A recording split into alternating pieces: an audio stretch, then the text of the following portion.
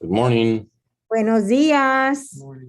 ¿Cómo estás? Muy bien, gracias. Qué bueno. Yes, yes. Nathan. Nathan, Yes, did you get my text? yes, Did you email it to me? no. It was 8 minutes ago. I know. It's just that I thought it was going to be Joe. And so can you just take a screenshot of it? I I just made the attachment to the motion to adjudicate. I haven't even read it yet. Oh, I'm not really good with technology, but I'll see what I can do. okay, please.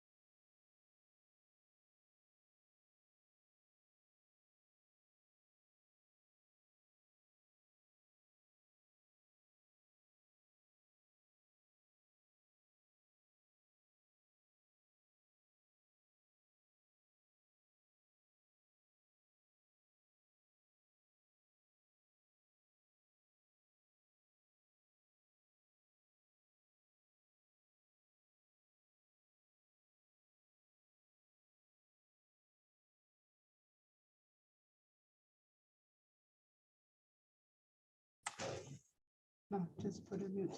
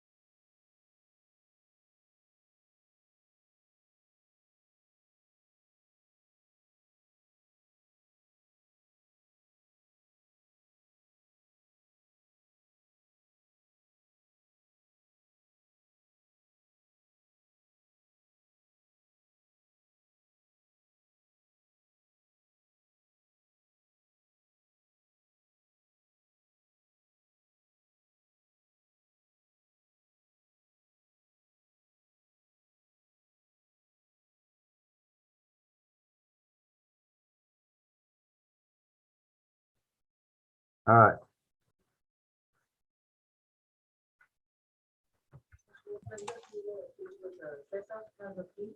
There's a plea, where the plea papers? He's supposed to be with Tessa, and then Helen has the motion to revoke. The motion to revoke is the one that we're gonna have to wait on at that time. Okay, Helen's got Janelle Mendoza?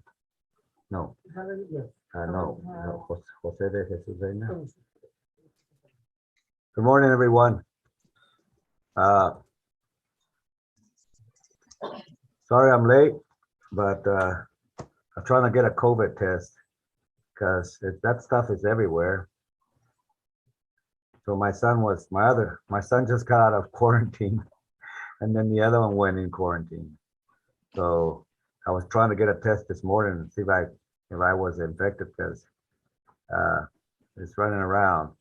And then Rick, I had a session with Rick Canales in my chambers yesterday, and he called in and he got COVID. So I was trying to do the right thing, but I was not able to do it this morning. So that's why I'm late. That's why I'm explaining this to you guys. Let's start with cause number 2018 DCR 418E, Serafex Jose de Jesus Reina, Ms. Delgadillo. I haven't had an opportunity. Can you give me a second? Let me read the report filed by Ms. Mendoza.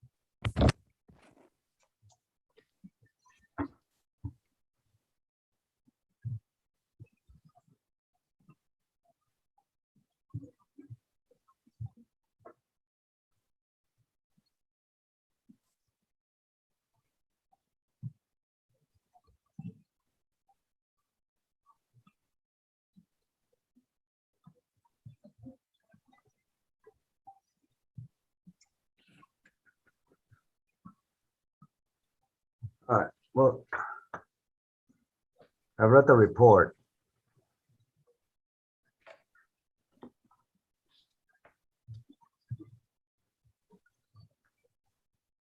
Ms. Mendoza,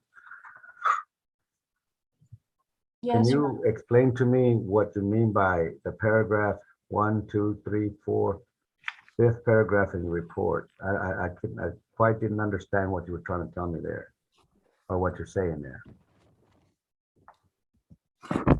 On April 15, 2019, the defendant submitted to a polygraph in instant office where deception was indicated. The defendant initially partially admitted to his offense during the pre-test, and they later admitted fully to the offense during his post-test. Now, this is the part I don't get, along with attending family gatherings where alcohol was consumed. So he admitted to the whole offense, and then he admitted to also attending a family gathering where alcohol was served at the same time. yes, that's correct. Is that what you're, okay, all right.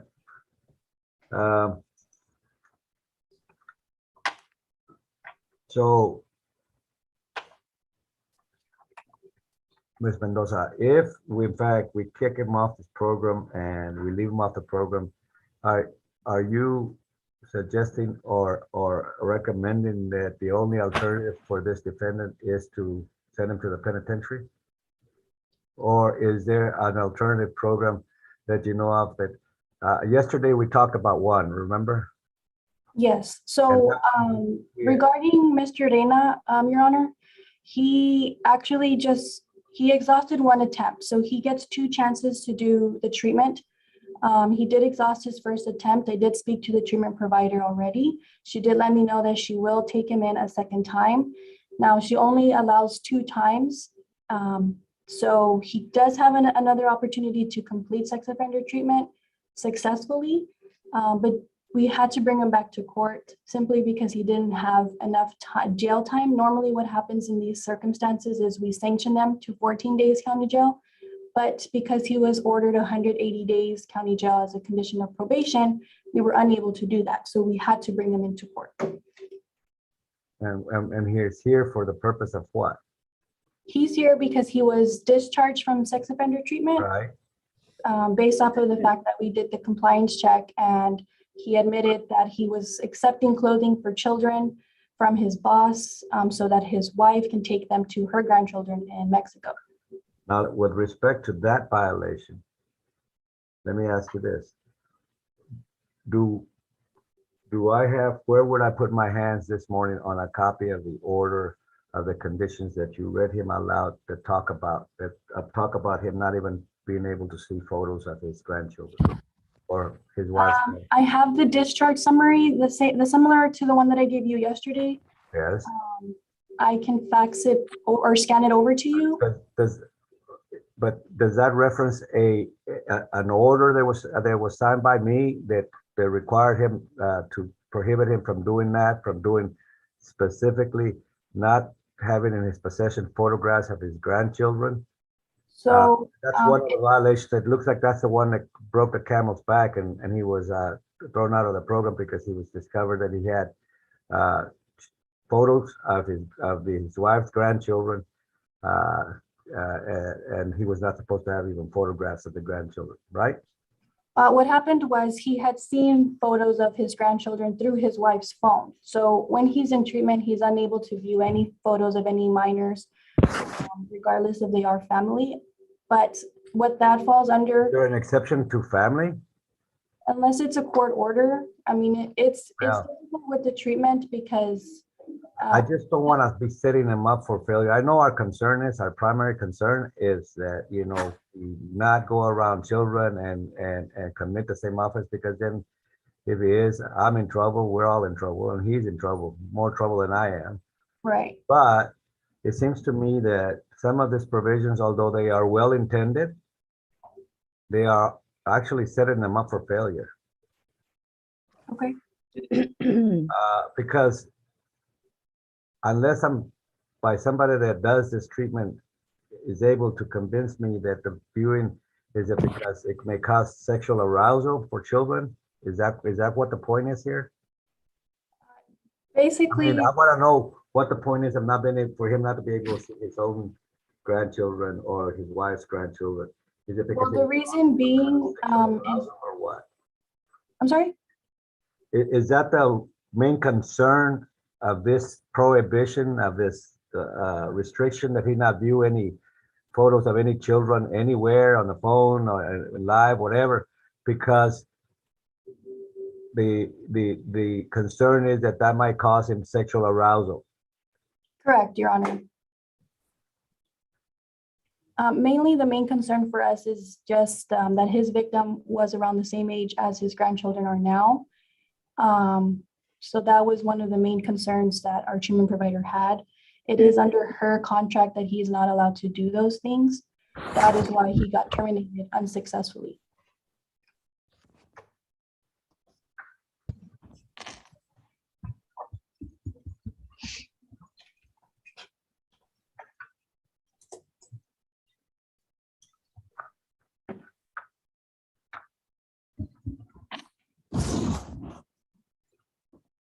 Ms. Delgadillo.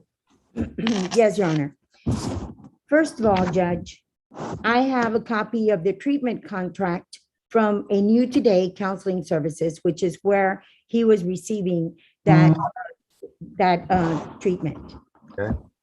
I read through the contract carefully, and there is nowhere in the contract that states that he should not be around, see pictures of grandchildren. What it does say is that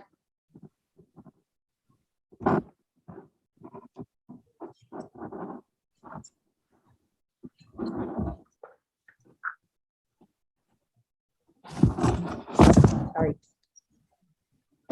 I will not take or possess any nude or partially nude photographs or participate in online chats of services with people who are in the nude or partially nude. I will not engage in anonymous sex. I will not take possession of any nude or partially photographs. I will not expose my genitals to any children.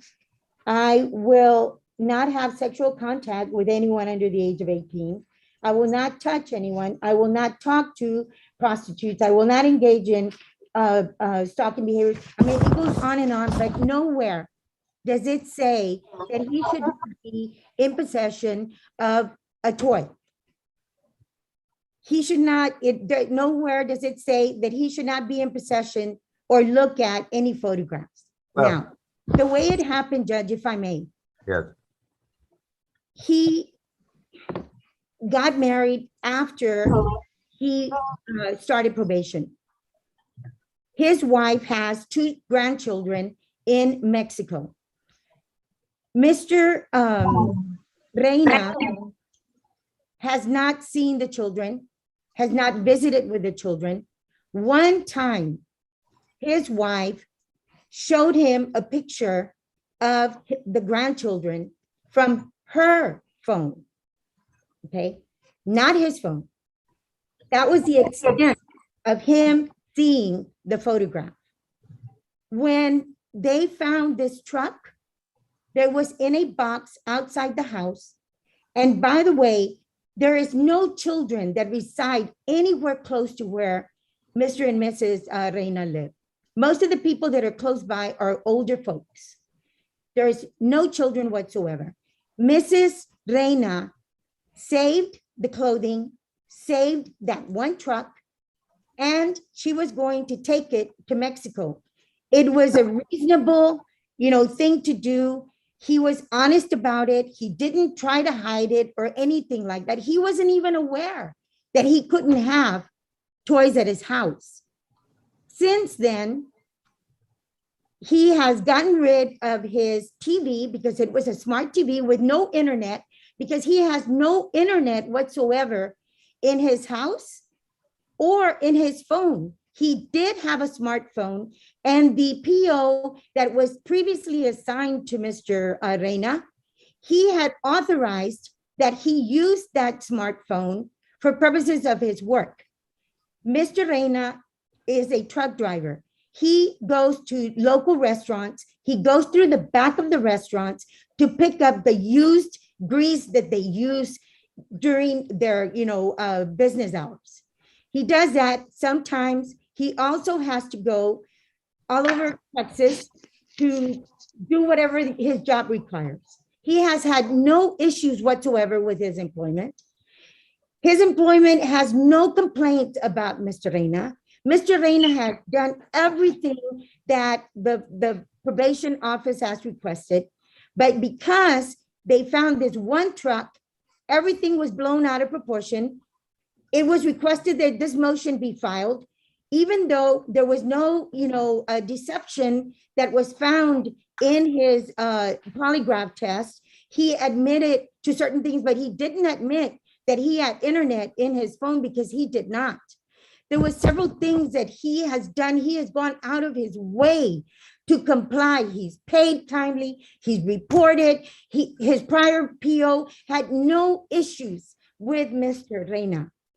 But ever since they found that one truck that it was easily explicable, it was decided that all the treatment should be stopped. But if you will look, sir, at the contract, the contract says nothing about why this report that they wrote, it says nothing about anything even close to what he was accused of doing and terminated. And so I just, it is a little frustrating, Judge, for Mr. Reyna and myself to read a report such as one that was written to terminate his treatment. So now he's got one strike, and now he only has that one other, that if they're going to continue to be as picky as they are, he's not going to be able to comply if they're going to be nitpicking at everything that this man does. Well, Ms. Mendoza, I am concerned about the provisions that you're applying in the, or that whoever the treatment officer is that applying it. Okay. So as what she was saying regarding the contract, on section 2, number 6, if I may read it, just so that we're understanding why he got terminated. It states, I will not enter areas where children tend to congregate, child safety zones. Such locations include but are not limited to schools, daycare centers, parks, arcades, Peter Piper, Mr. Gaddy's, McDonald's, Chuck E. Cheese, etc. Public swimming areas, the Brownsville Mall, fast food restaurants, and indoor-outdoor playgrounds. In addition, I will not enter areas and stores that cater to children. So this is just the sentence which got him terminated. It states, an example, toy departments, gaming departments, children's clothing areas, etc. So because that is in the contract, it states that he cannot go into those areas. It's the same thing for the treatment provider, as she stated, that it's the same thing as accepting clothing. He cannot have things that cater to children because he shouldn't have children in his home to cater to. And another thing I wanted to point out was the toy that she said that was in a box outside. It was in an open kind of a milk carton is what it looks like, so that anybody can pick it up if they were outside. I have a photo of it, I'm looking at it right now, and it wasn't enclosed, so anybody could have picked it up and used it. And you know what, Judge? The number 6 that she just read says he has done nothing to violate that clause. He has not gone to any stores. He has not gone to any restaurants. He has gone in the back of the restaurant. So for her to use that as the reason why he was terminated is nonsense, because he has not been in violation of that. And you know what? There was an open box. The truck was in an open box, but there was no children. There was no proof of any children ever being close to this box. Okay. He has not violated anything, Judge. He has done exactly what he was allowed to do. Let me get back to the issue here. Okay.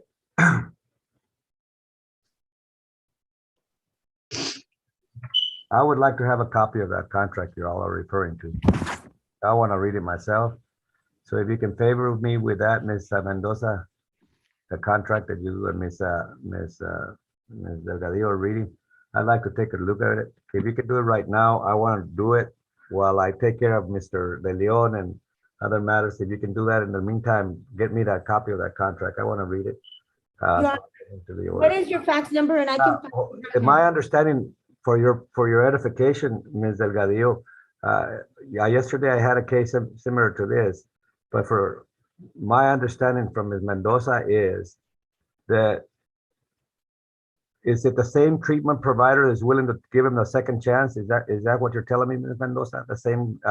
Yes. What's her name? Shana Ortiz. Joanna Ortiz.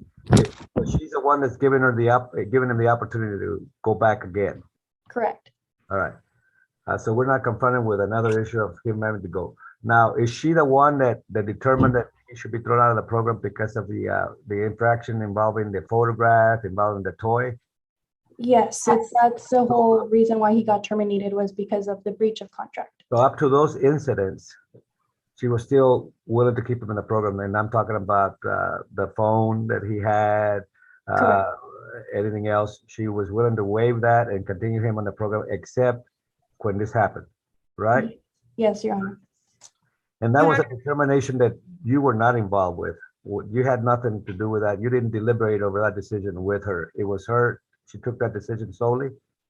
What happens is we do a compliance check. We are in communication together. So I do let her know what it is that I find. Right. But solely it is her program, so she does determine whoever stays and whoever does not stay. You give her the information objectively. You saw a car, a toy in the box outside his home.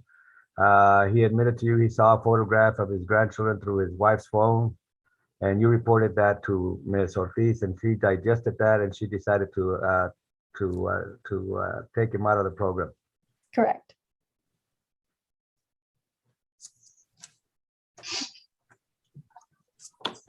Is there any way I could talk to Ms. Ortiz, or that she could be part of this? Yes, we could bring her into court. I'd like to clear up some stuff with her, Okay. because I know that we're gonna have this issue. She sounds like she's a stickler for details, right? By the letter, right? Okay. Is that your experience? Yes, based off of her contract, she will follow her contract to a T. She doesn't take any. That contract is provided by their agency or by us? Correct. By her agency, it's her program. And she derives all those restrictions from a separate order that was issued by us in a judgment? I'm not sure where. That's why I want to talk to her. Where is she deriving all these restrictions from? We could do that. That they're just part of the program and her program, or do they differ from program to program you know, like, for example, the one we're going to send next to the other gentleman too, does he have a different set of them, or this standard set of restrictions that are? I don't think they have the same contract. I believe every program is different, because we do have people that come from out of county and they're attending treatment out of county, which is totally different than the one we're having here, and ours are different than theirs. I don't think everybody has the same exact contract. So it differs depending on who's a treatment therapist. Correct. Okay. From what I understand, yes. But I still would like to know where she derives all these restrictions, because they have to be grounded on law, on some kind of order, so that she can impose them. She can't just impose them out of the blue unless there's been some kind of, I'm not familiar with it, and I'd like to find out how it works, because that's what I'm gathering here.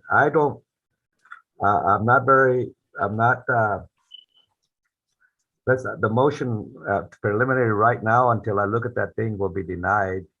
But I need to go, and if I'm going to amend, order a different, I need to know where I'm shooting at to hit the target. In other words, my order is intended to hit the therapist. Do you understand what I'm saying? Yes, Your Honor. Because I want to make sure she's clear about what I don't think that I have amended or have disagreements with her as far as compliance, if I do have any. But I'd like to be able to issue an order that will strike at the heart of whatever she's utilizing to impose these restrictions. I need to amend that order. Do you understand, Mr. Janis? Yes, Judge. Are you familiar with that? Is there a specific order that I know I signed that the admonishments, right, where they agree to all this stuff, right, as sexual offenders? Yes, Judge. Is that the order they're deriving all these restrictions from, or is this restrictions just being pulled out by individual therapists and following some kind of guideline? That's where I'm a little bit thrown off by. My understanding, and anyone's free to jump in, is that there's restrictions that the court gives, and like you'll give a condition that, or the law requires that they must enter into a rehabilitation program. Right. And as a process, or as there's rules and guidelines of these rehabilitation programs, they impose their own sets of criteriums and rules. And I guess a violation of those rules is a violation of your rule, as it falls under the legal process. Right. But you have a lot of discretion, your judge. Well, Your I Honor. understand. I understand that, but that I think may be the issue here, is that everything that they do to do this treatment, unless they tell me that they derive this independently from any court order, that this is something that if we got it by law, they are required to do this. There's a special provision that governs sexual treatment offender places like this that they follow and they have to follow statutorily. That's one thing, because then we might have a conflict between my order and those things. That's number one. Number two, I'm not familiar with those standards. And certainly as a court, I would like to be familiar with those standards, because then I can go ahead and adjust them ab initio from the very beginning, instead of having this kind of things. I am a big advocate that if I'm going to give somebody probation, I certainly don't want to set them up for failure. I agree, Judge. So I think that it behooves me, and perhaps all of us, that I dig into where are they getting all these restrictions they put. There's got to be coming from my orders, or their interpretation of my order, or a different statutory enactment that independently gives them this authority to do this. That's what I want to know. And I don't know if any of you can answer that question for me this morning. But in the meantime, I'd like to have a copy of their contract, so I can review it while I take care of the other matter. Please favor me with a copy of it, fax it to me, email it to me, whichever is quicker. Let me take care of this matter and I'll be back on this case. We're going to resolve it this morning. Okay? Okay. Thank you. All right. Which one do we have, Mr. De Leon? Thank you for being patient. Sorry about this. I thought Don't you worry, Judge. I actually had the same conversation with Judge Leal about 2 weeks ago on another issue, which is with when they put these people into, let's say they're charged with a drug crime, and probation, the PSIs runs these analyses, and it's in the very back, and they're saying that they need all these drug treatment programs. So I actually went back and looked at the analysis. I then went into the university system, went to the library, and started looking at all the journals, all the scientific journals on that program, and it's actually junk science.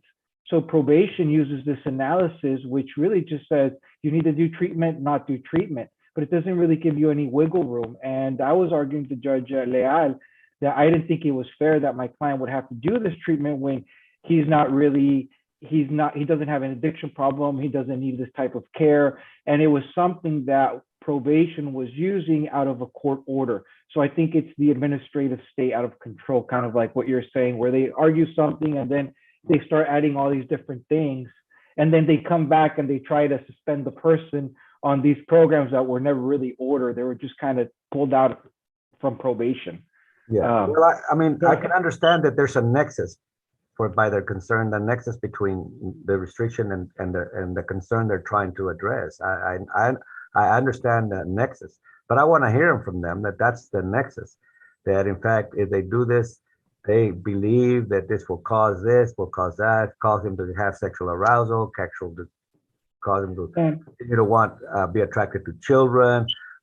Something that will tell me, well, why this restriction? Why his own grandchild? He can't even see a photograph of his own children. What is the fear there? Is it sexual arousal because he sees the kids and he gets aroused, or what? What is the point?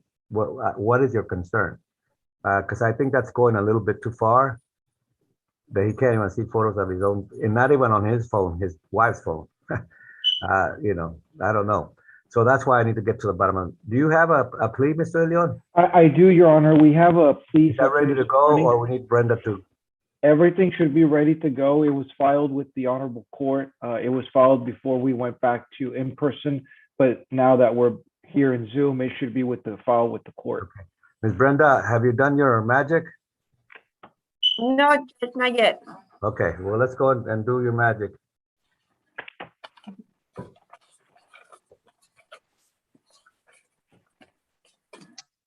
Okay, Mr. Rafael Rodriguez Ruiz, Yeah. did your attorney explain this paperwork to you? Yeah. Do you have any questions for your attorney? No. And is this your signature? Yeah. Okay, thank you, sir.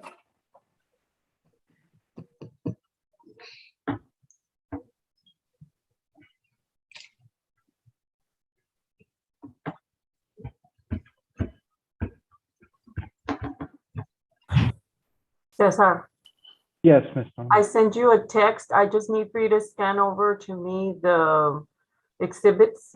They weren't e-filed. So just when you You get know, it. Norma, I left my phone in the car and I didn't want to leave my desk. And my whole staff is out with COVID. I'm the last man standing, so I'm just I'm by myself at the office. So Okay, I've whenever, been yeah, answering phones, returning emails. So I didn't want to stand up, but I will send you. I should have.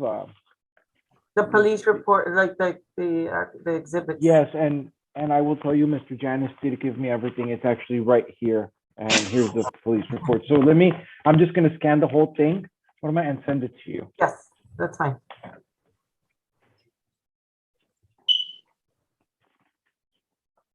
Do you need the joint statement of compliance with 3914? No, I have that one. It's just like the middle part, which is actual police reports and all that.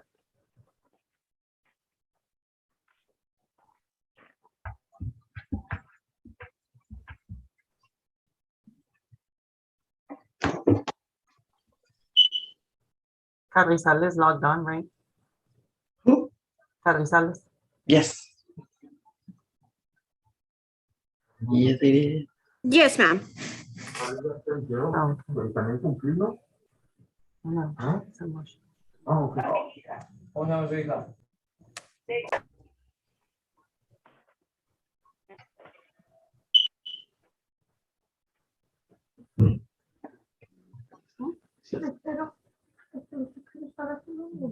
I just give it to him.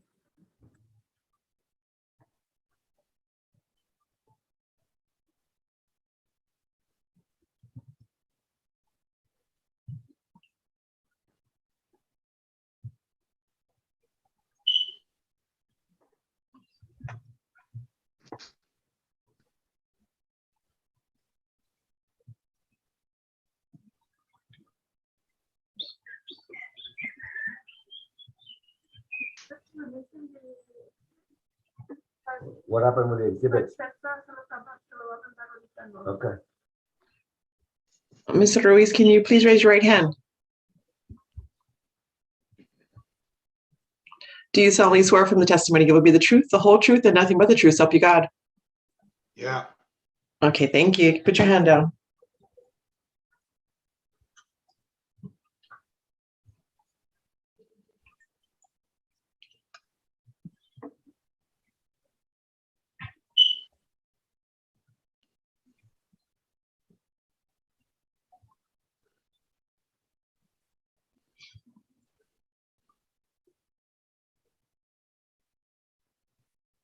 Mr. Reese, can you do one more thing for me?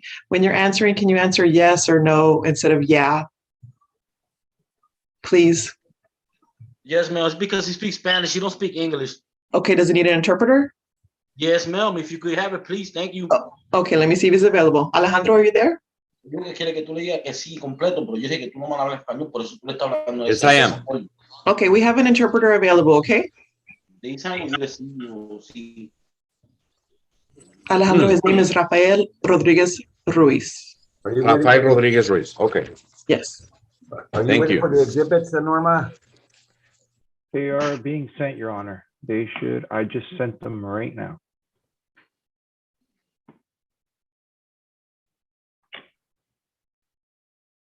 Aquí tú, yo te la pongo igual. Yeah.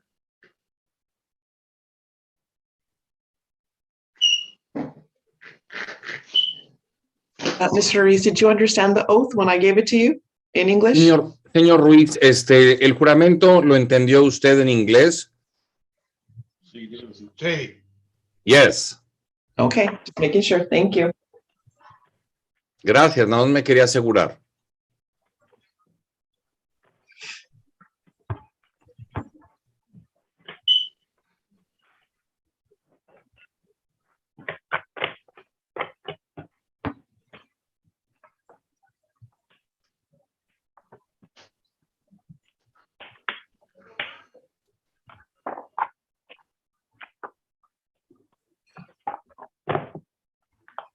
Okay, I got it. I'm printing it out. I'll take it to you right now. You can start if you want. Okay.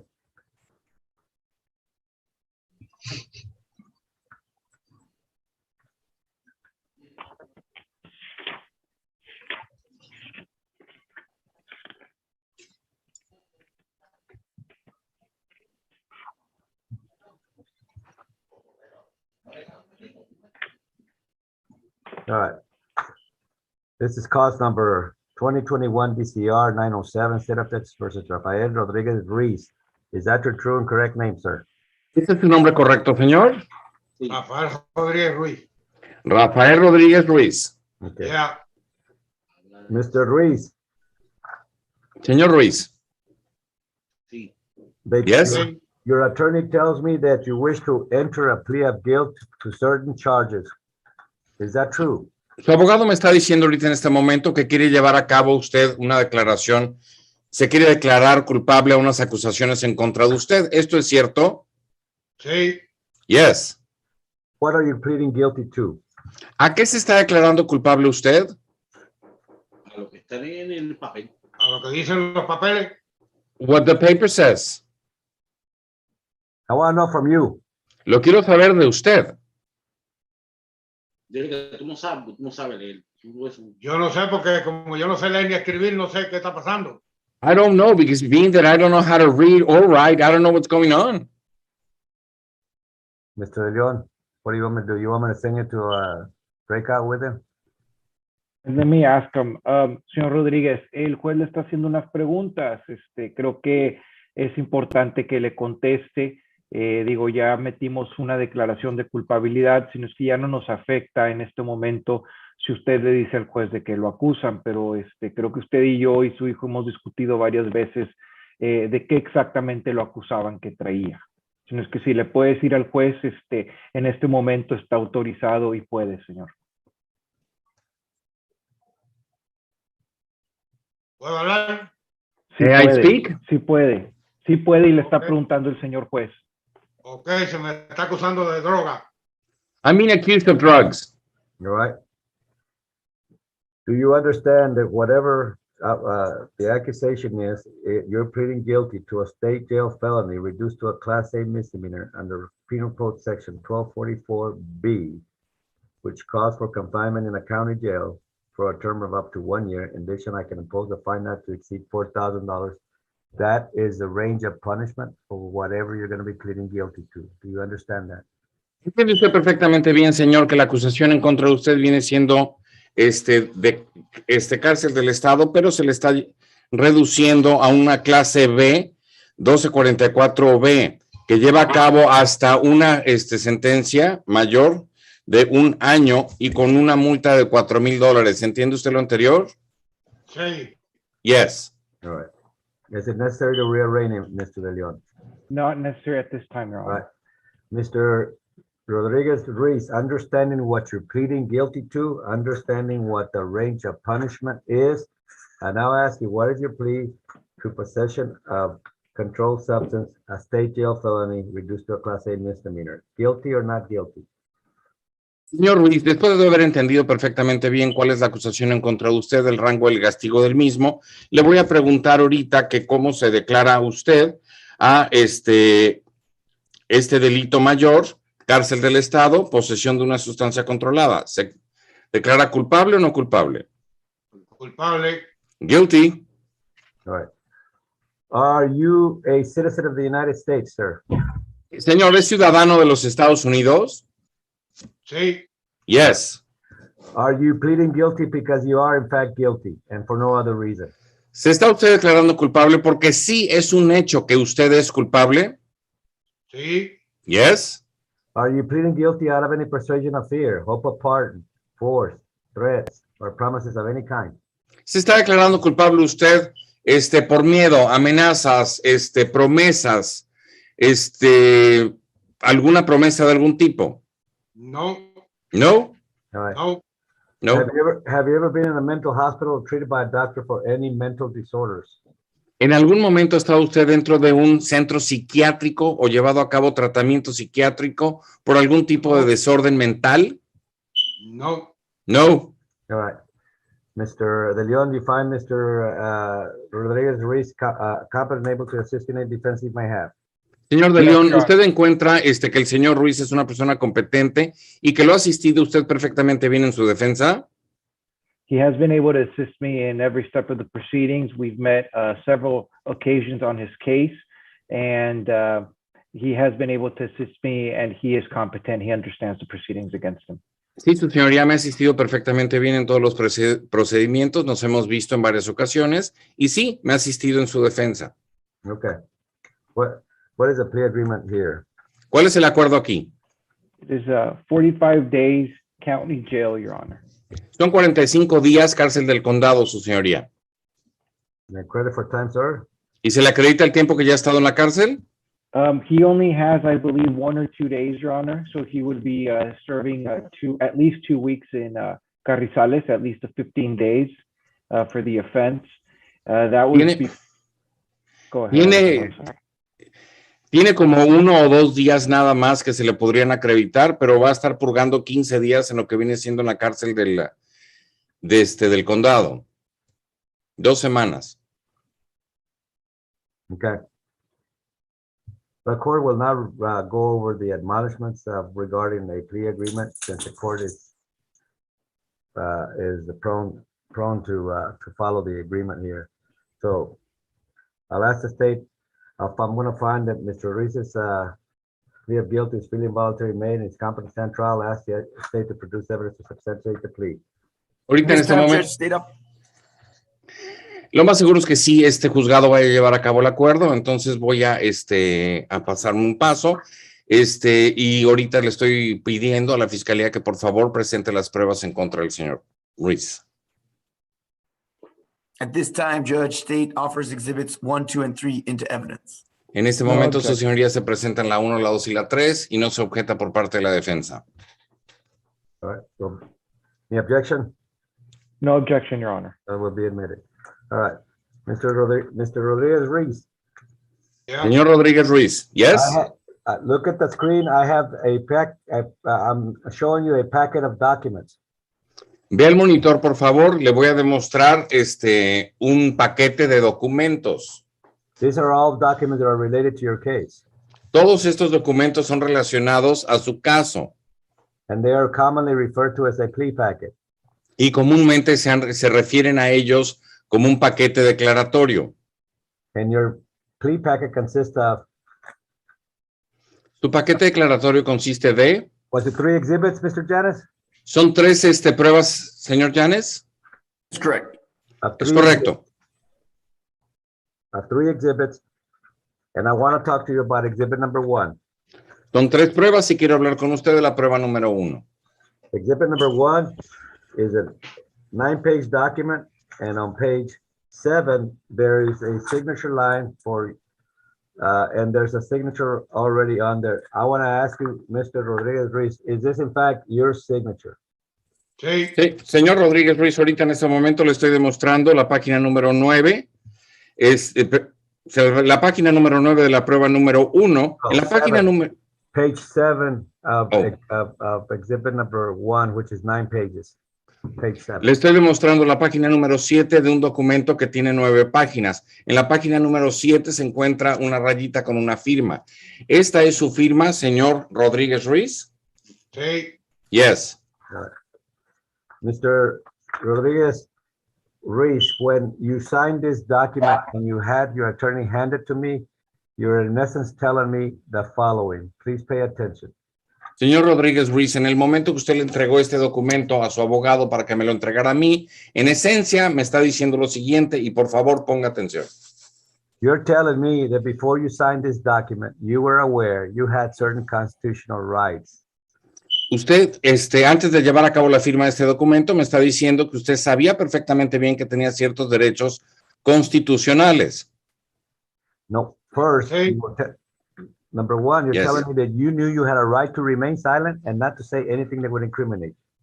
Primero, que usted sabía perfectamente bien que tenía el derecho a mantener silencio y no decir absolutamente nada para no incriminarse. Secondly, you're also telling me you were aware that you had a right to confront your accusers. Those people that are saying you committed the crime, confront them in open court as they testify under oath as to what is the basis for them accusing you of committing this crime. También me estaba diciendo usted que entendía perfectamente bien que tenía el derecho a enfrentar, confrontar a sus acusadores, o sea, las personas que están diciendo que usted cometió esto y que ellos testificaran en contra de usted en relación a este delito que supuestamente cometió. At which time your attorney would cross-examine those people over their story. Y en ese momento su abogado les haría una contrainterrogatoria en relación a la versión que ellos estaban exponiendo. And finally, you're telling me that you were aware you had a right to a jury trial on these charges. Y finalmente me está diciendo usted que usted sabía que tenía un derecho a tener un juicio conjurado en relación a estas acusaciones en contra de usted. Sí. Yes? A jury is 12 people of Cameron County that don't know you, don't know what happened in your case, don't know any of the witnesses that are going to be called, and perhaps don't know even the attorneys that are involved. They are impaneled through the efforts of your attorney and the prosecutor, and they come up with 12 people that meet that criteria. Un jurado, señor, viene siendo 12 personas de este condado que no lo conocen a usted en lo absoluto, no saben qué está sucediendo, de qué se trata, no conocen a los abogados que están llevando a cabo el caso, y ellos son las personas que decidirían su culpabilidad dentro de este caso. ¿Entiende usted? Sí. Yes. And those 12 people would determine whether in fact you're guilty of this crime beyond a reasonable doubt. Do you understand that?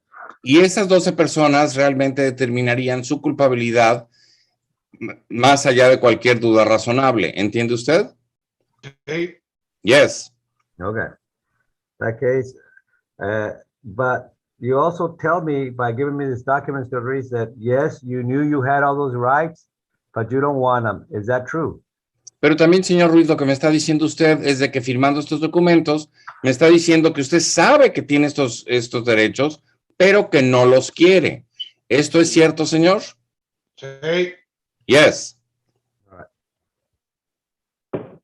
And finally, with respects to exhibits 2 and 3, not 1, but 2 and 3, you're representing to me that you have an informal agreement with the prosecution, and you agree that those exhibits are true and correct copies of the original arrest report, lab reports that were generated as a result of your arrest, the reason you're pleading guilty this morning. Finalmente me está diciendo usted que la prueba número 2 y 3, no la 1, pero la 2 y la 3 vienen siendo copias fieles de todos los informes, denuncias en contra de usted y denuncias en contra de usted al igual, y me está diciendo que ese es el acuerdo informal que tiene usted con la fiscalía. Toda esta información es a raíz de su arresto, la razón por la cual está usted ante mí el día de hoy. ¿Correcto? Sí. Yes. In that case, I'm going to find that your plea of guilt is that you have voluntarily and intelligently waived your constitutional and statutory rights, and the evidence offered by the state that substantiates your plea, and the court will find you guilty of possession of a controlled substance, state jail felony reduced to a class A misdemeanor. Y ahorita en este momento, por lo mismo, se sustancializa su culpabilidad de acuerdo al testimonio de parte de usted en lo que se refiere a su declaración. Por lo tanto, sí se le encuentra culpable del delito mayor y reducido a una clase B siendo de cárcel del Estado. Yes. And the court, having previously signaled that it will be abiding by the plea agreement. The court go ahead. Y así como anteriormente dijo este juzgado que sí tenía la tendencia de seguir el acuerdo, este juzgado va a hereby sentences you to 45 days confinement in county jail credit for time served under 1244B. Lo va a sentenciar a 45 días en la cárcel del Estado y bajo el 1244B. Thank you, sir. Gracias, señor. Judge, one last thing, sir. Is he in custody? He is not in custody, Your Honor. That Okay, is what are we why, doing about that, Mr. Leon? that's what I want to talk to the court about. If you could give him an opportunity to go report. We're going to do this Monday, so he's going to start his 2 weeks. I don't know when the honorable court would want him to show up to Carrizales, if they want him to do it this afternoon, tomorrow morning. When would it's up to the court. If he's ready to go this afternoon, if he needs a little bit more time, tomorrow morning. Okay, Judge. I think tomorrow morning would be wonderful. That way his son can take him. He well, doesn't drive. Mr. Ruiz. Señor Ruiz. Dígame. Yes, sir. You have till tomorrow morning to report to jail to start serving your 45-day sentence. Do you understand that? Señor Ruiz, tiene usted hasta mañana en la mañana para que se reporte usted a la cárcel, ¿sí? Para que usted inicie sus 45 días de su sentencia. ¿Entiende? Yes. Yes. Okay. All right. That'll be the order of the court. Thank you, Judge. Thank you. That is all we have. May we be excused, sir. Yes, sir. Thank you.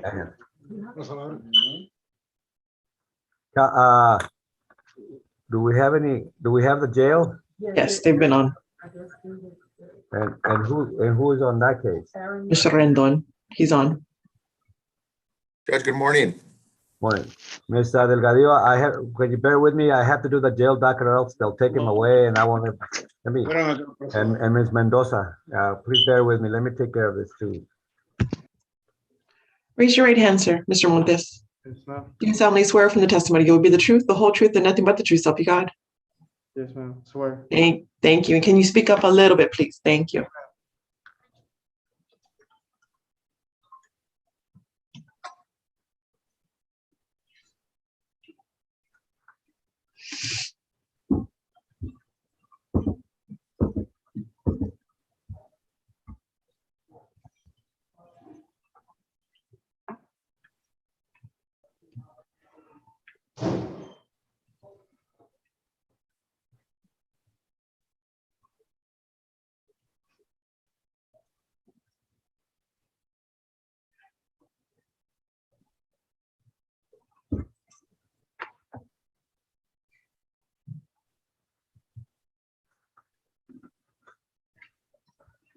Okay.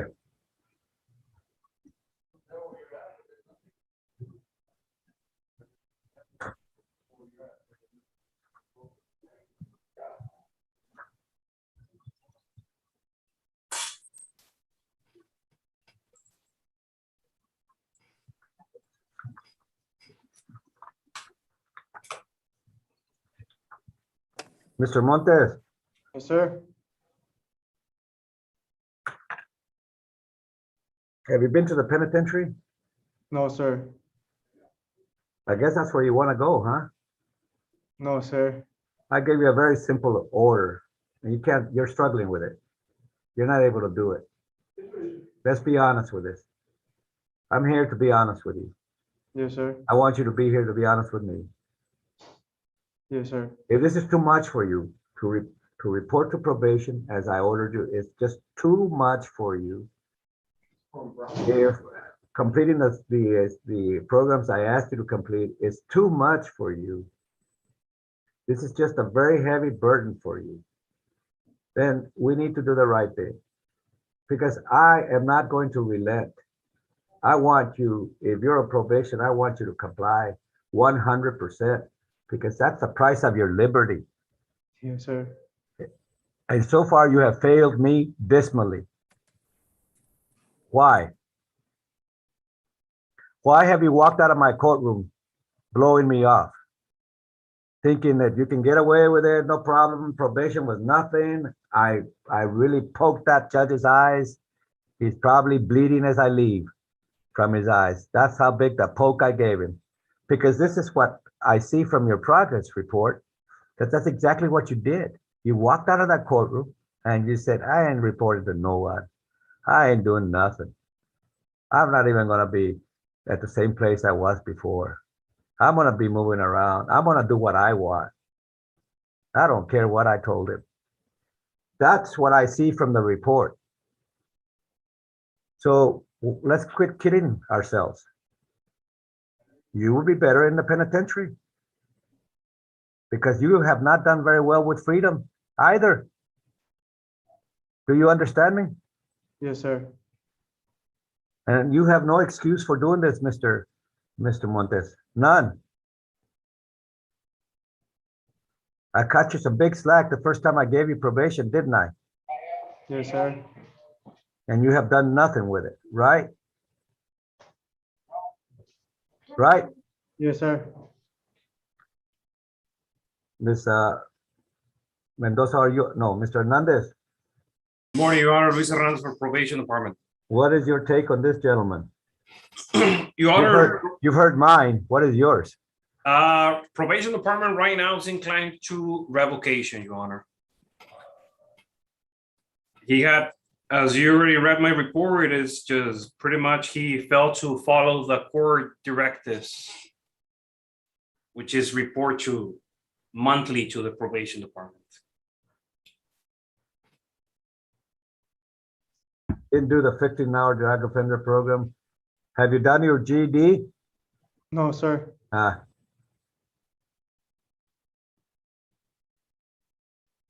Didn't do the evaluation. Did you go to the Texas Workforce Commission to get a job? No, sir. I didn't have transportation.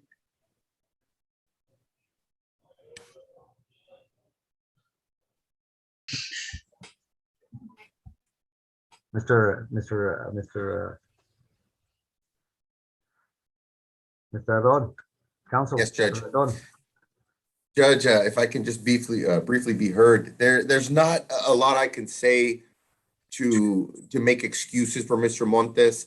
He unfortunately is paying for those consequences of violating his conditions of deferred adjudication, and he's paying for them the hardest way possible, Judge. He's been in there, and just a few things that I'd like the court to take into consideration. Again, I'm not using these as excuses, Judge, but Mr. Montes did contact me before August of 2021, and we arranged for him to be turned in. He had a family member who was very ill. He went to see that family member in Matamoros, and then he turned himself in right after that, Judge. I went to the bridge personally to make sure that he did that. I contacted the district attorney's office beforehand. He did not reoffend, Your Honor. He didn't report. He did not abide by the conditions of his probation, but he also didn't reoffend. And I hope that the court would take that into consideration as well. He's a young man. He's 22 years old. He's already been incarcerated for about 9 months now. We have a tentative agreement for the court to consider, which is 2 years of TDC. Judge, it's hard to stand here and ask the court for leniency when the court already gave him leniency the first time. But regardless, I'm going to ask this court to consider his age, consider his no significant criminal history, and the fact that he didn't reoffend. He was going through some extreme financial troubles, just like many other people, Judge, but it's real in this case. He wasn't able to pay. He didn't have transportation at one point in time. And granted, he could have made other arrangements. He could have contacted Mr. Hernandez, who I know would have made arrangements for him. But nevertheless, Judge, I'd ask this court for its consideration and to giving him 2 years TDC, and that be a sufficient punishment for this. I'm not inclined to send him to the penitentiary, but I am inclined to find him guilty and place him on regular probation. Yes, Your Honor. Thank you. That's going to move him closer to the penitentiary. Your Honor.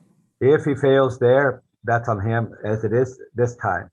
We gave him deferred adjudication to give him an opportunity not to have this on his record, so that he could move on through life without having to worry about that he was convicted of this. But he didn't do very much with that opportunity. The simple act of just reporting is just a struggle for these guys, for probationers. I don't know why, but it is. You think you're right. I am impressed by the fact that he did not reoffend, and that's good. But at the same token, I don't think he deserves to be on deferred adjudication any longer. Yes, Your Honor. So let's go through the motion. This is cause number 2017 DCR 2151E, State of Texas Christian Montes. Is that your true and correct name? Yes, sir. All right. Are you the same Christian Montes that on January 10, 2018 pled guilty to and was found guilty of was placed on deferred adjudication for possession of marijuana in the amount of more than 50 pounds, less than 2,000, and were placed on deferred adjudication probation for 10 years? Is that you? Yes, sir. Are you represented by Mr. Aaron Rendon here this morning? Yes, sir. Mr. Rendon, you waive formal reading of the state's motion to adjudicate? We do, Your Honor. You find Mr. Montes competent, able to assist in all matters? Judge, he is competent in my opinion, and he has been able to assist me. Mr. Montes, since the last time you were before me, has another judge like me told you that you are mentally incompetent or found you mentally incompetent? No, sir. All right. Have you had an opportunity to go over the allegations contained in the state's motion to adjudicate your guilt with Mr. Rendon? Yes, sir. Do you feel you understand the allegations? Yes, sir. And when I ask you now, how do you wish to plead to the state's motion to adjudicate your guilt, the allegations contained therein? Are they true or not true? It's true. Are you aware that on your plea true, in all reasonable probability, I will find the allegations in the state's motion to adjudicate to be true, and in all reasonable probability, your will be found guilty of the offense of possession of marijuana in the amount of more than 50 pounds, but less than 2,000. Are you aware of that? Yes, sir. Are you pleading true because the allegations contained in the state's motion to adjudicate are true and for no other reason? Yes, sir. Has anyone threatened you, promised you anything, or placed you under any fear of any kind to force you to enter a plea of true before me today? No, sir. You understand that by pleading true, you're giving up your constitutional right to confront the witnesses, the right to have them appear in person, and the right to have your attorney cross-examine them. Are you aware you're giving up that right? Yes, sir. All right. The court will take judicial notice of all documents on file based on your plea of true. I find there is sufficient evidence to support the allegation in the state's motion to adjudicate to be true. I hereby find you guilty of the offense of possession of a marijuana in the amount of more than 50 pounds, but less than 2,000 pounds. I hereby assess your punishment as follows. Mr. Christian Montes, it is the order, judgment, decree of this court that you be taken by the sheriff of this county, that you be transferred to the authorized representative of the Institutional Division, Texas Department of Criminal Justice, where you shall be confined for a period of 10 years. However, the court, as previously signaled, the court will suspend the imposition of such sentence and place you on probation for 10 years under the same conditions with the same requirement that you complete the GED, that you do the drug offender program, that you report faithfully to the probation office, and any other conditions that Mr. Hernandez may want. Mr. Hernandez, do we have to modify any of the conditions? Yes, Your Honor, I would like to recommend a special program that is called, well, actually the defendant would like to participate in the high medium reduction caseload for a period of 12 months. He should be reporting twice a month and abide all the rules and regulation of this program. That will be granted. So here, I'm gonna put you for 1 year on intensive supervision. That's basically it, right? It's called high medium reduction caseload, Your Honor. Yeah, Yes. well, Mr. Hernandez, can you help me? Can we agree to go along with just intensive supervision?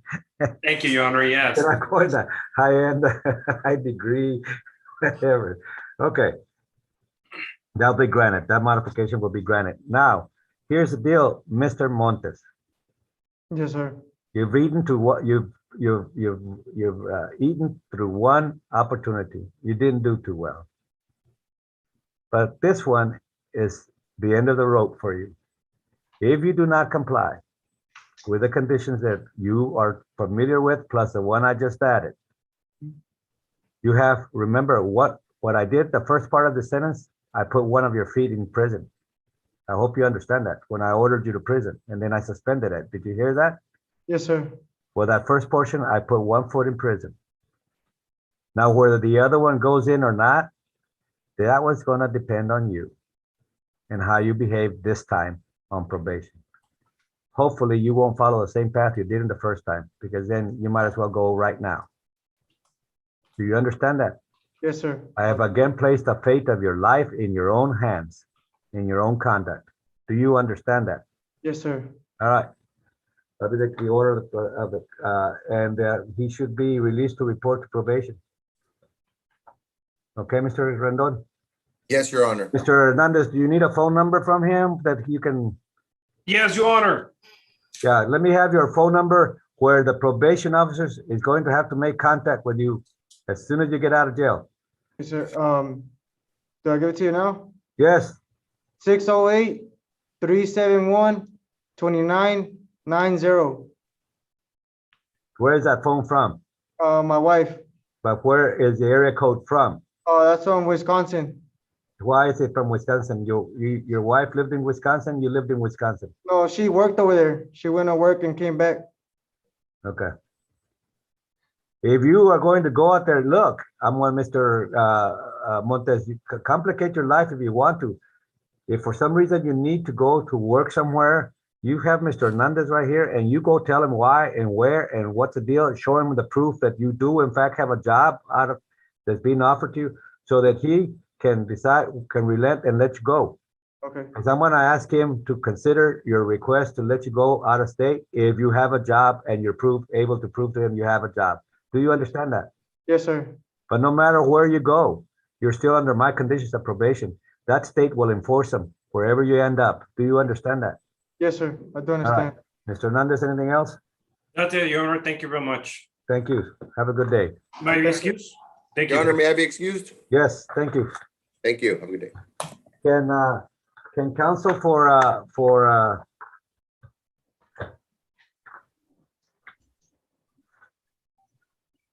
Mr. De Jesus Reina, can you give me a second? I've got the agreement here. I haven't really been able to. I'll just take real short, okay? I know you guys have been very patient, Ms. Mendoza. I know I'm keeping you from other stuff, but I'm sorry. I apologize. And you too, Ms. Delgadillo, but just bear with me. And Mr. Janas, this will be the end of your rope here. So you're not going anywhere. Anyway, okay.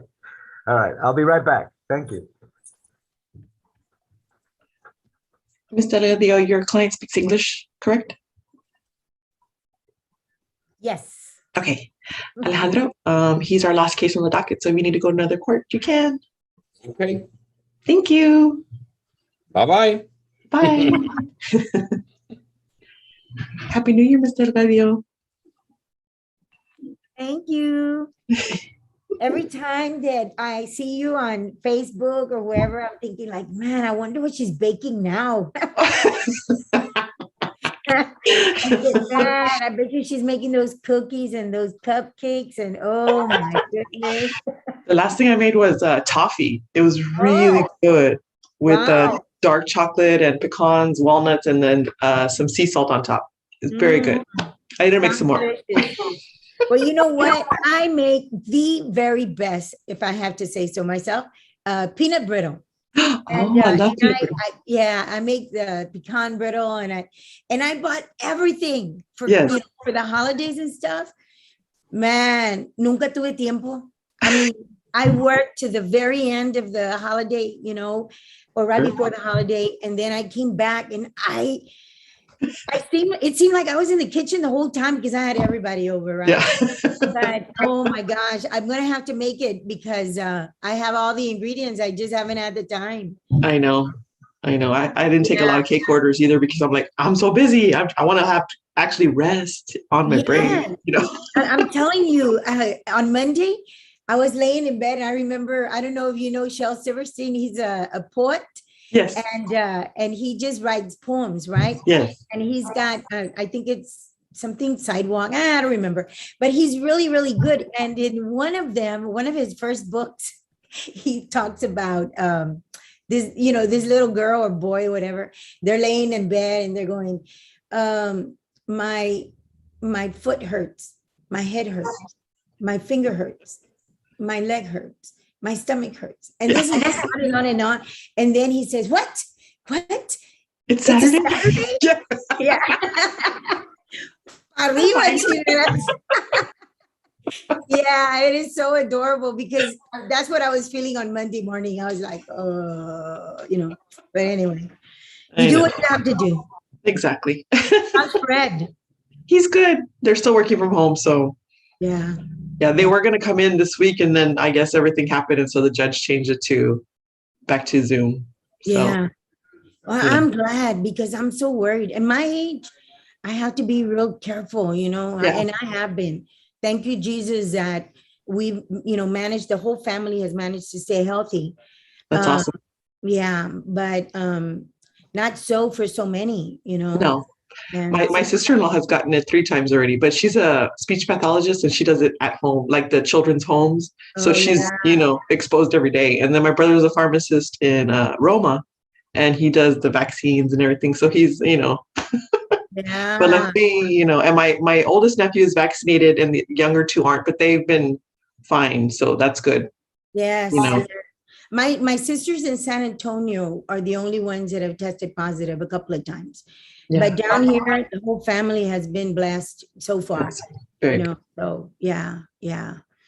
So anyway, yeah.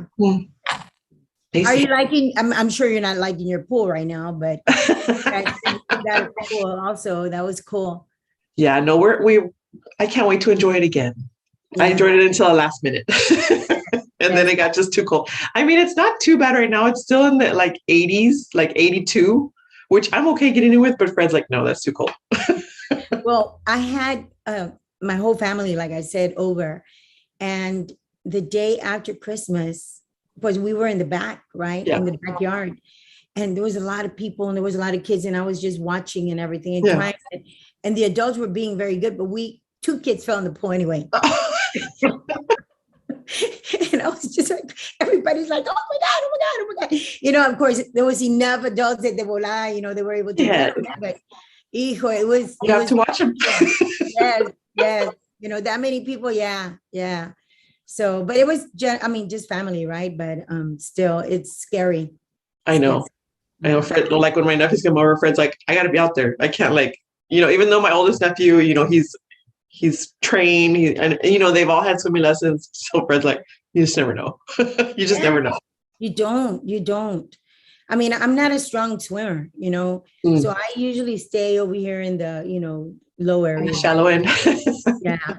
But yeah, sometimes I get brave, but not when I'm by myself. There's always somebody there because I'm a chicken, You need to take swimming lessons. Fred's going to teach swimming lessons again this summer. I did, take swimming lessons, but I just feel like I'm just a weak-minded when it comes to water, That's what I'm saying. Fred's very good, a very good teacher.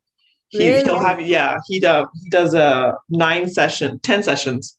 And by the end you're swimming, but last year I'm going to keep you in mind because I have a whole bunch of little ones, I mean, I have 7 grandchildren, right? And I think there's only about 3 of them that actually, I have taken the swimming lessons and can swim. Yeah, he starts at age 5. He starts at age 5, 4 or 5. Our youngest one was 5. And his mom was like, look, if you can just get his head in the water, that's a big step forward. And so the first day he's like, Fred's wetting his hair and he's wetting his hair. And he's like, okay, hey, let's pick up something on right here. Because we have that tanning ledge. So the water's only like, a foot. And so first he started there, then slowly to the next step. And by the end of the class, the little boy was diving in, trying to get the stuff. So, he's like, sometimes it's just better to have somebody else teach him because the dad was trying to teach him and it wasn't working. And I agree. I've never tried. None of my family, they've gone to classes, but you know what? But the ones that can't swim are tan chiquitos todavía. Yes, yeah. So it won't be another 2 or 3 years before they can, but nonetheless, yeah. Well, the younger the better. So, My goodness. Well, hopefully we can be back soon. Okay.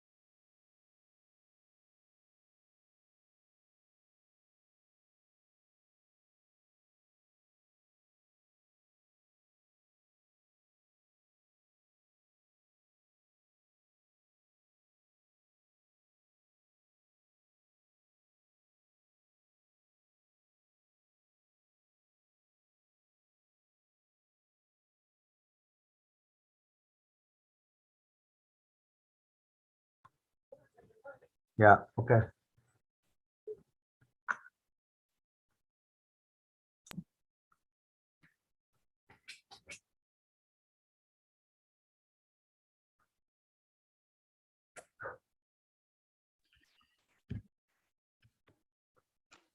Okay, Judge. All right. Ready? Ms. Mendoza, Yes, Your Honor. let's go on paragraph 2.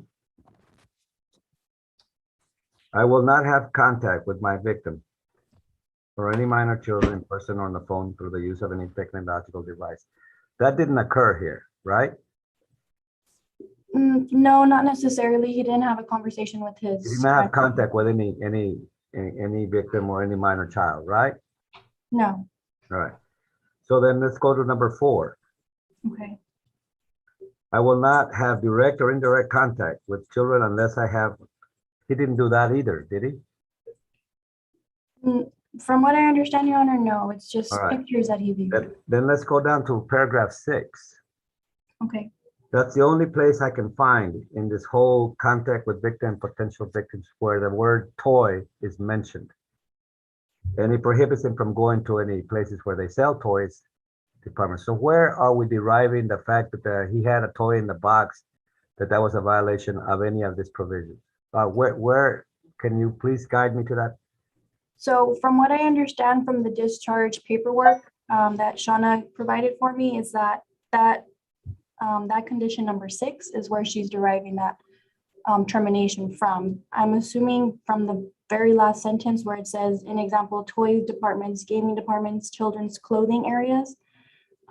That's where she got the termination from, simply for the fact that he cannot go into those areas at stores. He cannot have that in his home. So then the logic, I guess, because I don't have her in front of me, so she took a leap of faith, a leap of logic, that, well, if he had a toy in his house, he must have gone to a toy department to get it. Is that basically the logic I'm supposed to follow here? Well, I can't speak for Ms. Ortiz, but what I'm understanding from that condition is just that he cannot go to any of the stores and he shouldn't have any of that material or toys or clothing, simply for the fact that he doesn't have any children in his home, so he shouldn't have that. Okay, well, here's my concern, and here's where I think that anything I do this morning regarding this matter, if I am to adjust any of things, is that I want to make sure that the therapist is on board with what I'm telling them. And so I can hear them out. Why the fact that he had a toy in the house, or in a box in front of his house, the fact that he saw a picture of his grandkids, where are those provisions in their order, and how does she figure? Because you and me and Ms. Delgadillo have reviewed this order, and just from looking at the order, he didn't commit any of these things. He didn't go to a toy department. He didn't have direct or indirect contact with any minors other than view the picture of his his wife's grandkids through the phone. We can't. I mean, in my humble opinion, that's not direct or indirect contact with them. That's just looking at an image of them. So if I do that, I want to make sure she understands where I'm coming from, and I got to understand where she's coming from, so that we can work together on this, because the endeavor here is not what my interpretation is, what her interpretation is, or hers is. The endeavor here is the treatment of the defendant. We want him to get treatment for what is a core issue that we have identified that we think can help him.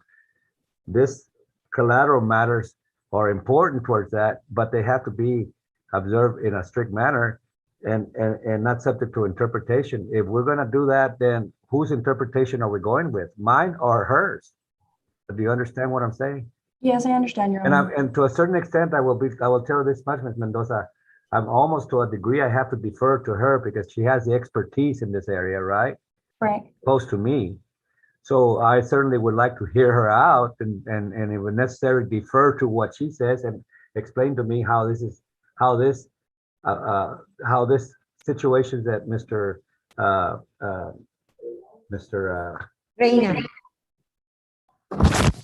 Reina.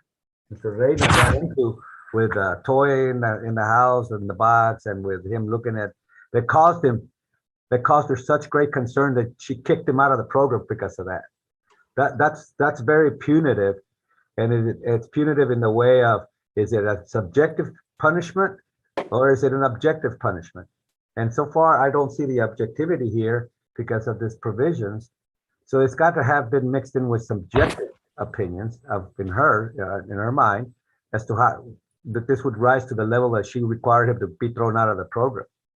Do you understand what I'm saying? Yes, Your Honor. Because to me, the more serious one was a phone where he had internet access and all that stuff, right? And she let that slide by because he corrected it and said, well, I didn't know that was happening. I didn't know. They gave me the phone for work and my prior PO approved it and all this and all that. I understand that. But that's more of a violation of what this talks about, right? He had one, right? And he had access to the internet, right? And he, whatever. So just hear me out, Ms. Delgadillo. So that would have been a bigger violation, clear, right? But she let that slide and kept him in the program. But then this situation's come up that I'm trying to look at these conditions, and I don't see it clear there that was a clear violation to the degree that she had to throw him out of the program.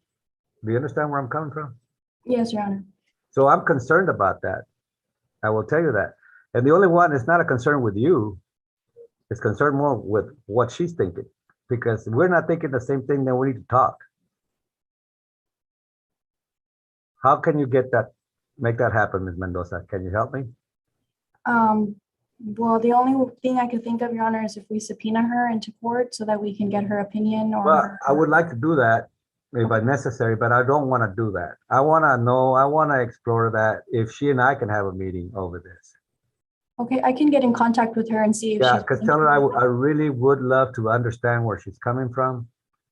There were some questions I had about the one yesterday, as you know, from our discussion, right? Mm-hmm. But now that I see a second one, I think I need to meet with her. I need to find out exactly what's going on here and how she's seeing this.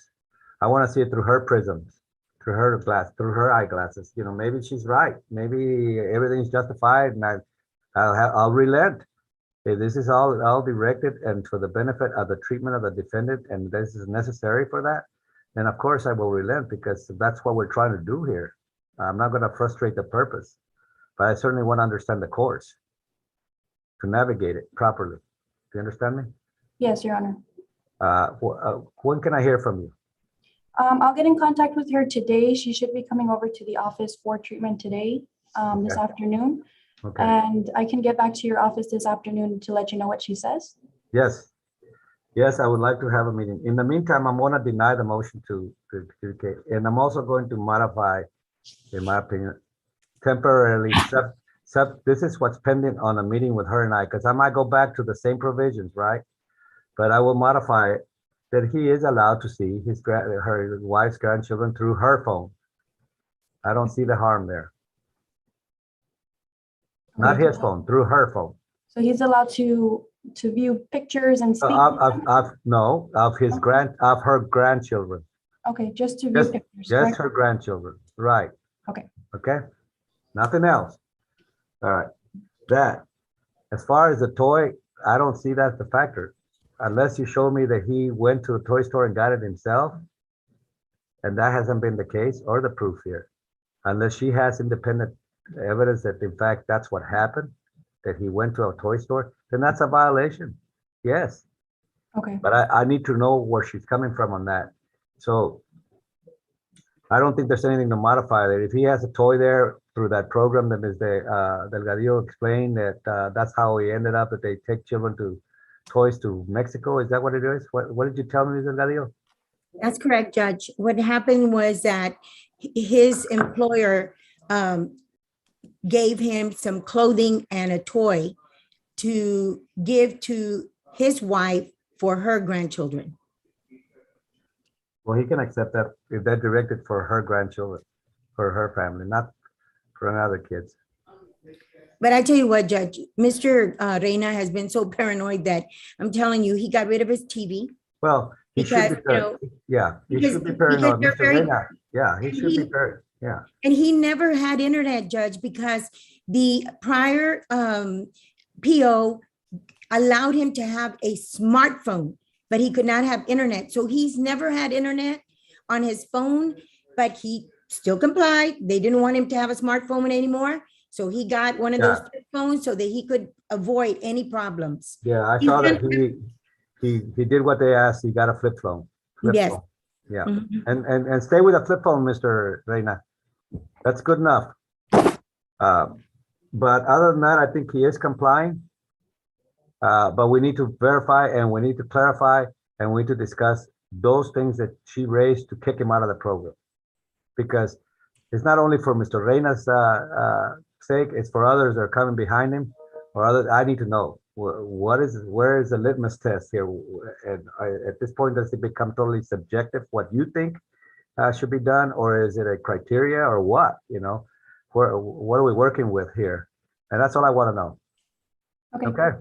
Just for the record, Your Honor, just to be clear for myself as well, we are allowing him to accept gifts for children or his grandchildren from his boss, yes? Okay. Okay. Thank you, Ms. Mendoza. Well, That's fine. I'm asking if that's what Mr. you- Yeah, I'm sorry. I'm sorry, I was asking if that's what you had allowed him to do, just so that I know to let If him. his employer gives him toys to give to his wife or give to her grandchildren, I think that's fine. Okay, alrighty. I wouldn't do it though. But you call, I'll wait for your phone call because I really would like to go over some other matters that I read here. I want clarification of all this stuff. And I also, I want to also get to the point. Where does she derive all these restrictions from? Is it industry restrictions or are they derived from my orders that I made for them? So I can understand that world myself. Okay? Okay, sounds good, All right. Thank you. Thank you. Your Honor. Thank you, Ms. Delgado. Thank you, Judge. Happy New Year. Likewise.